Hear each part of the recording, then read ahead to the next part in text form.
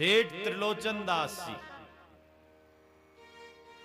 सेठ जी के पास बहुत बढ़िया चकाचक माल था, किसी चीज की कोई कृपा नहीं थी, तो जितने महात्मा आते थे सबको खिलाते थे। इनके घर में रोज संत प्रसादी होती थी। और त्रिलोचन दास जी की जो धर्म पत्नी थी स्वयं रसोई बनाती थी महात्माओं। लेकिन अब तो धीरे धीरे सेठ जी जब बूढ़े होने लगे, संतान तो थी नहीं। एक सुंदर सा विट्ठल भगवान, महाराष्ट्र के थे। कितने लोगों ने विट्ठल भगवान का दर्शन? तो विट्ठल भगवान का विग्रह इन्होंने रखा हुआ था, तो खूब सेवा करते हैं। धीरे धीरे बुढ़ापा आ गया। अब एक दिन बुढ़ापा, बूढ़ा शरीर, रोज कम से कम 100-150 महात्मा रोज भोजन करते। सेठ जी की धर्म पत्नी रोज रसोई बनाती। तो एक दिन सेठ जी अपनी भगवान की सेवा करते करते बोलने लग गए, प्रभु अब तो इतना बुढ़ापा आ गया, मैं अब संतों की भोजन की व्यवस्था चाहता हूं कि कोई ऐसा रास्ता मिल जाता कि मेरे घर में जितने महात्मा हैं सब जिमते रहें। लेकिन मेरा शरीर तो बिल्कुल अब बिल्कुल जीर्ण शीर्ण होता जा रहा है, बुढ़ापा आ गया। ठाकुर जी से बातचीत कर रहे हैं विट्ठल भगवान से।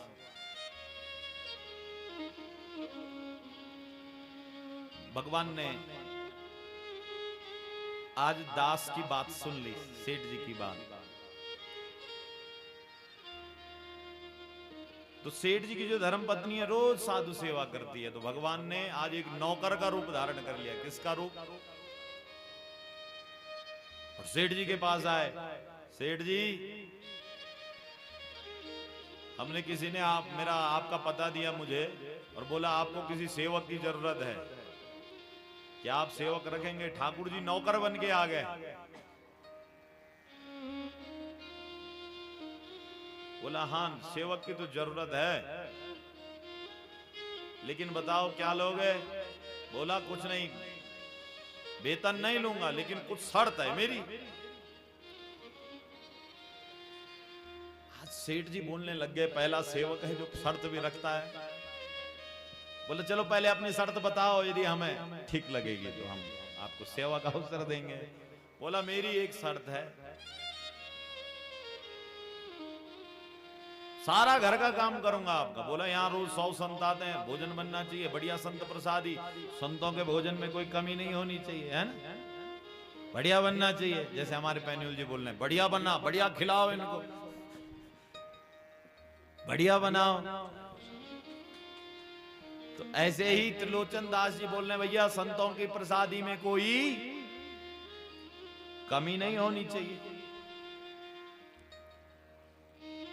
बोला ठीक है महाराज, आपके जितने महात्मा आएंगे, जितने संत आएंगे, सबका हम बनाएंगे। बोला हमारे ठाकुर जी का भोग, बोला आपके ठाकुर जी की भोग प्रसादी सब बनाएंगे,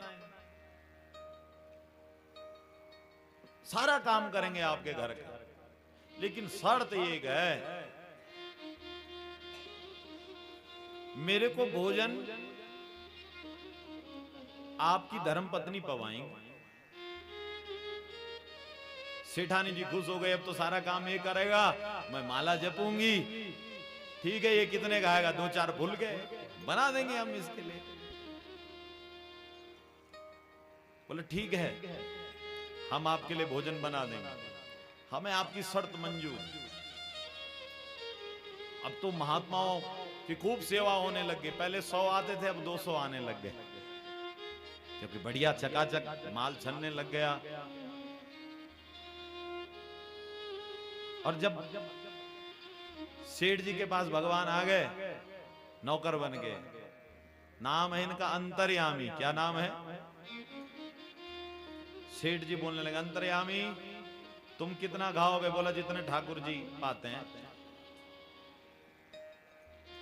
बोला कितना आटा? बोला 7-5 सेर, 5-7 सेर आटा।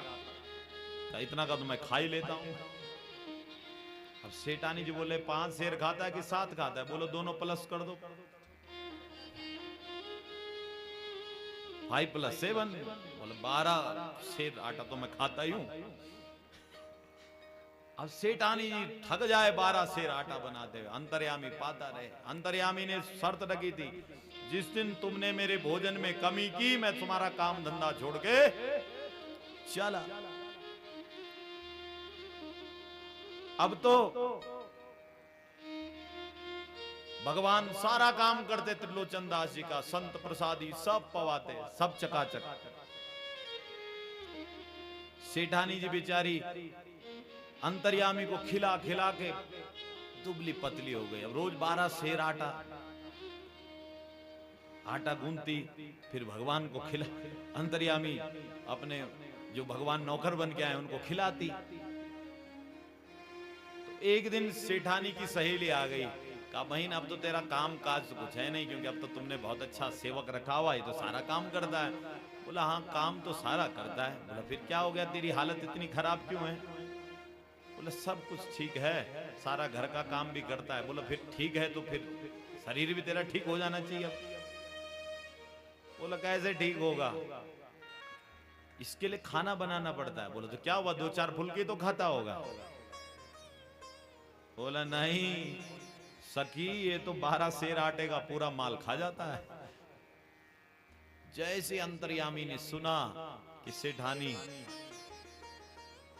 मेरे बारे में बात कर रही है, तो भगवान उसी समय अंतर्धान हो गए। बोले विठ्ठल भगवान की जय। अब त्रिलोचन दास जी ढूंढने लगे इधर उधर, अरे प्रभु कहां हो, कहां हो। जब दर दर जाके ढूंढने लगे कि अंतर्यामी कहां गया, क्योंकि अंतर्यामी भगवान जब सेवक बन के आए तो साधु सेवा करते हैं, बढ़िया चकाचक बनाते हैं। तो त्रिलोचन दास जी सोचने लगे प्रभु ये अंतर्यामी कौन था, ये एकदम अंतर्धान कैसे हो गया। दर दर जा रहे हैं। एक दिन ठाकुर जी के आगे बैठकर रोने लगे, आंखों से अश्रु झर रहे हैं। उसी समय भगवान विठ्ठल त्रिलोचन जी के आगे प्रकट हो गए। बोले विठ्ठल भगवान की जय। बोले मांगो। सेठ जी बोले अंतर्यामी कहां गया? बोला मैं ही अंतर्यामी बन के आया था, मैं ही सेवक हूं। बोले प्रभु आपने मेरी यहां नौकरी करी, इस दास पर कृपा करी। बोला महात्माओं के लिए, संतों के लिए तो मैं नौकर भी बन जाता हूं। तो महत जनों की सेवा करना भी मुक्ति का मार्ग प्रशस्त करना है।